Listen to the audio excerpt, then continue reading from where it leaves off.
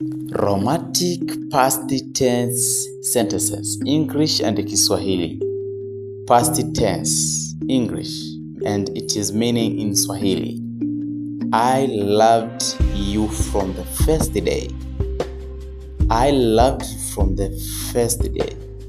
Nilikupenda tangu siku ya kwanza. You made me happy yesterday. Ulinifanya niwe na furaha jana. He gave me a beautiful gift. He gave me a beautiful gift. Alinipa zawadi nzuri.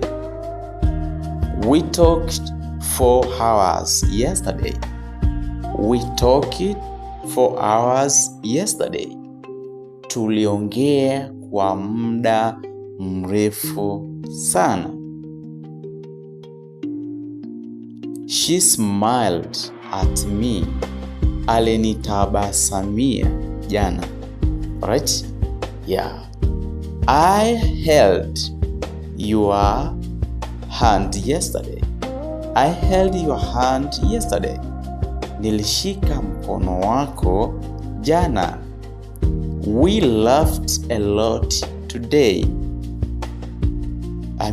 We laughed a lot together.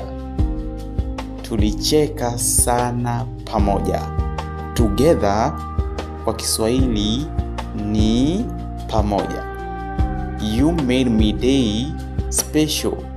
You made my day special. Ulifanya siku yangu iwe ya kipekee. Special ni kipekee, pekee.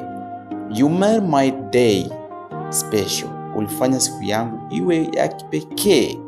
You made my day special. Alright? Okay.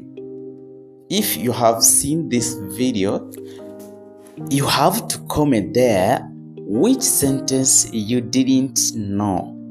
Either it is meaning in Swahili or in English.